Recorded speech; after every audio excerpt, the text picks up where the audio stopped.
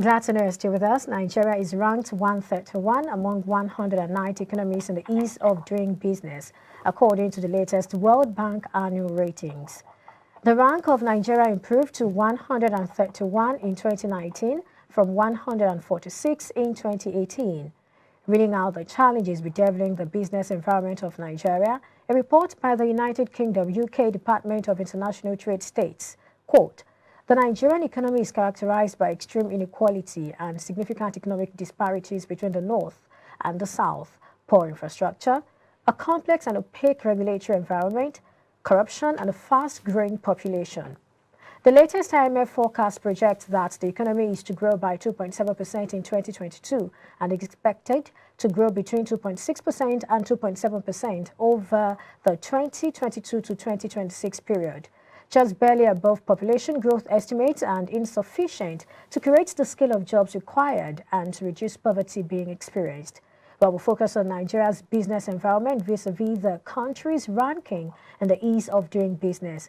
For further analysis, I'm joined by Yomi Oke Ashiwaju, a business analyst. Hello, Yomi. Good to have you join us on the show. Yeah, thank you for having me. Good morning. All right, good morning. Well, it's no news that Nigeria is ranked 131 among 190 economies in the ease of doing business, and that's according to the latest World Bank, annual ratings. Now, the rank of Nigeria actually improved to 131 from what it was. That's 146 in 2018. But now the question is, do you think this is a true reflection of the business environment in the country? All right. Once again, thank you for having me. And to answer your question, it's actually a reflection of what is currently obtainable in the country using the yardsticks that the World Bank, who is actually doing the ranking, use. Of course, they consider some things and which have to do with how we're able to reduce turnaround time when it comes to registration of our businesses, how we are able to also make Nigeria, business friendly for foreign investors, and some other yardsticks like that they actually use in coming up with these rankings. But the question we should ask is, have we or can't we grow up the ladder better than this current 131 out of 190? Because, of course, when you compare other African countries such as Ghana, which is below 60, Rwanda, which is below 40, one will wonder why Nigeria is still celebrating 131 out of 190. It simply means that there is still a lot more that we can do. But at least the fact that we have moved shows that we are progressing. Just that the rate at which we are progressing is not what we could applaud at this point in time. But nevertheless, at least in 2014, we were 170 out of 190. 2015, 169. And, at least now, 131 out of 190. We've moved some steps up the ladder, but we still need to do more so that we can achieve the set target, especially the one that PEPEC had set. PEPEC, of course, is the Presidential Enabling Business Environment Council set up in 2016 by President Muhammadu Buhari, which the Vice President is heading. And it has about 10 ministers as members, and governments of Lagos and Kano are also members of this council. So they have a target that 2035 or thereabouts, we should be among the top, at least top 70 by 2023. Okay, this is even 2023. They said they should be among the top 70 by 2023. But we are in 2023, even though the rating of 2023 is not yet out, or the ranking is not yet out, but I'm pretty sure we can't move up to even top 100, let's even top 70, which is the first target of PEPEC. But at least we are making significant progress. All right, well, we understand that we're moving up the ladder, though we've not gotten to where a lot of persons would like us to be. What are the things you think can actually move us up the ladder? What are the things we need to put in place? What are the things we need to do to move us up the ladder? All right, the beyond all of that policies that the government has introduced, I think a sincere investment on infrastructural development is also very key to economic growth and of course, ease of doing business. You will recall that in recent times, even the price of diesel has skyrocketed, and it's affecting it's seriously affecting business survivor in Nigeria. I'm aware that some banks have reduced the operating hours, and even media organizations are saying they are not sure if they could survive on 24 hours. You know, that was actually obtainable in the past or currently as a result of so these are some of the things that are, affecting business, businesses in this country and the survival of businesses. So if government can, of course, be sincere, that's why I put the word sincere investment in our infrastructure. Take, for example, electricity.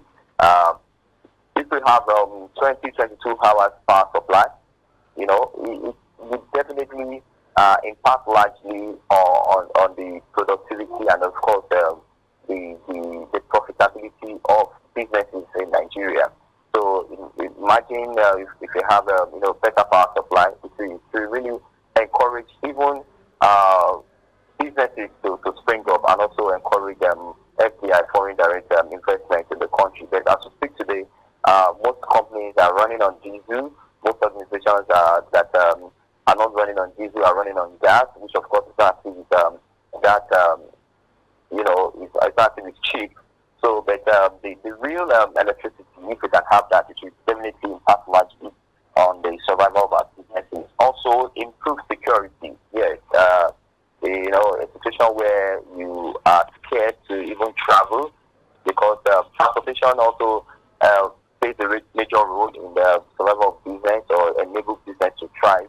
But when you can't travel by road, Kaduna to Abuja, Lagos to Ondo, and for the fear of being kidnapped or being attacked by bandits and all that, some of these things affect businesses. And I think that's one of the reasons why I said I doubt if we can attain the top 70 that we're talking about in 2023, because in recent times we've had serious security challenges in the country, which of course will rub off on our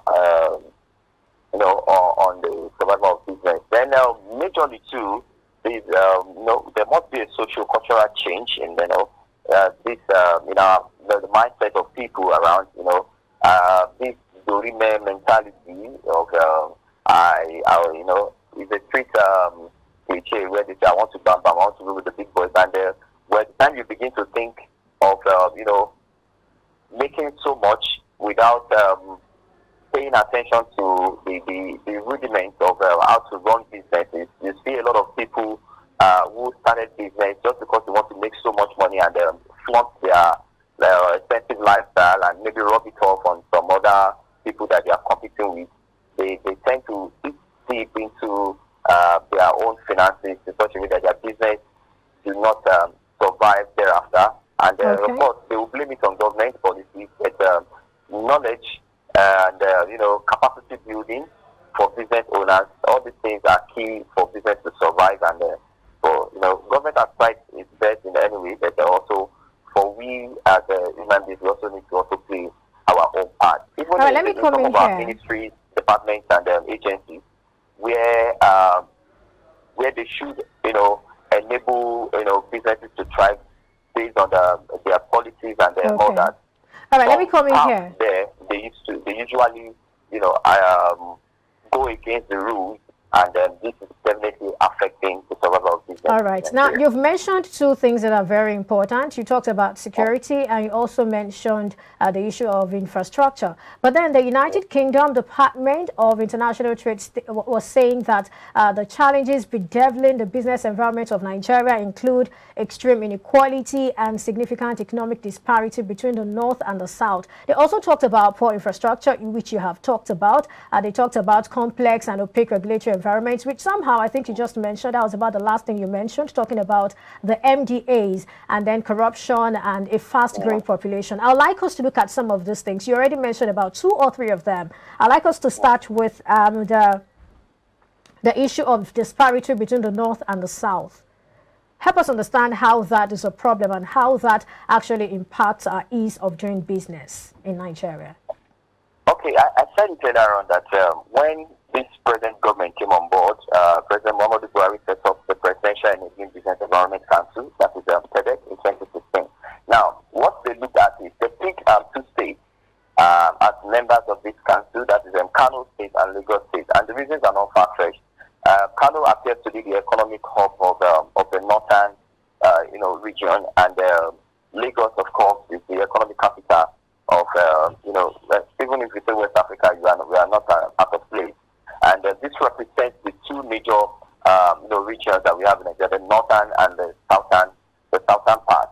So it is expected that anything that works in Lagos can be replicated in some other, states within the south, and anything that also works in Kano State can also be replicated in some other parts of the northern states, in Nigeria. But the disparity that you're talking about, of which was also highlighted as one of the challenges, is I think we beyond Kano and Lagos State, we should also begin to look at some other northern states where volume of business and the volume of economic activities is equally high. The likes of Kaduna, and some other states in the northern states, I think should also be co-opted into the PEDEC and considered as as a point of reference to be used, in developing what are policies that we encourage business to thrive in this part of the world. Also in the southern part too, I think we should also look at Abia State, for example, Abia State, Anambra State, and begin to see what we can do to encourage small and medium businesses to also spring up and also thrive in those places, because there is significant volume of economic activities going on in those other parts of the of the country as well. So all right, away from that, please. All right. They also talked about population growth, and we also saw in the data they were saying that the growth, that's the slow economic growth, it's in disparity, or it's not in good proportion with the growth in population. What's your take on that? Sorry, I didn't get that clearly. All right, we're looking at the fact that some of the challenges highlighted by this particular research is the fact that population growth happens to be one of the challenges hampering the ease of doing business in Nigeria, or affecting the economy of Nigeria. And not only that, you were saying? No, go ahead. Okay, we also see the IMF saying that the economy is to grow by 2.7% in 2022, and then between 2022 and 2026 you're supposed to see between 2.6% and 2.7% growth. That, they have said, is really minimal. It's slow, and then when you look at it, it's just barely above population growth estimates, and they are saying that it's not even sufficient to create the scale of jobs required and to even reduce poverty being experienced in the country. What's your take on this? Ideally, population should be a strength. Of course, every organization that is into private manufacturing will want their products to reach out to a larger number of persons and customers or consumers, as the case is. So population should actually be a strength if we have what I consider as proper planning. Proper planning in the sense that if we have foreseen that in the years to come our population will increase, then we should also invest in infrastructure, like I said, so that the population will not overburden the current infrastructure. More roads need to be opened up. More, social facilities need to be opened up in order to accommodate our growing population in Nigeria. We should not see our growing population as a weakness, but rather as a strength if we are ready to plan for the growing population. Some other countries or elsewhere, some wish that they have a kind of population population, because there's hardly anything that you want to sell in this country that you won't get a market for it. So for me, it's a strength that needs to be explored. It's a strength that we need to work on, and then with proper planning, we can always have ourselves to in fact even say thank you God for giving us this kind of population. So we really need proper planning in order to accommodate the growing population. All right, still talking about the human resources that we have available in Nigeria. According to statistics, 3.5 million young Nigerians, come of working age every year, and that adds to the pool of either the underemployed or the unemployed. Now, the labor market apparently isn't big enough to accommodate this population. What are the options available for us in Nigeria? Very quickly, in less than 2 minutes. The option is to grow the small and medium scale organizations. Not everybody will have the opportunity to work in, multinationals and all that, or all these manufacturing companies. But if we can encourage people to also part of their business, like I said, our population is an added advantage for us. There's hardly anything that you produce, there's hardly any service that you want to render in this country that you won't get to have your own share of the market.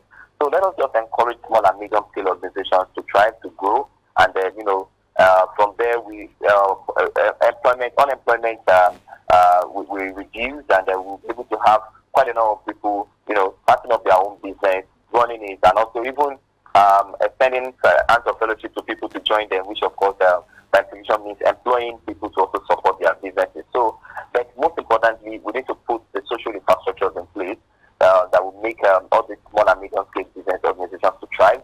We need to cut down on multiple taxation so that it will not thief the survival of this business. It will not affect them, because if I decide to start up a small and medium scale organization now, and the next thing I notice that federal inland revenue will come, state revenue will come, local government will come, almost all forms of tariffs, levies, and revenue requests will just come from all tiers of government. Okay. It may affect the survival of the business. So that's on the part of the government. Government needs to also work on that. All right, thank you so much. I think this is a good. All right, thank you. I think this is a good place to anchor. Thanks for your thoughts, Yemioke Asiwaju. Thank you very much. All right, we've been speaking with Yemioke Asiwaju, business analyst on the show, and I guess he's shared some of his perspectives on the ease of doing business in Nigeria. Well, we'll take a break now, and still to come after the break, Brent crude futures for August dropped 84 cents or 0.7% to $117.14 per barrel in early trading session. Well, details of this in a moment. Stay with us.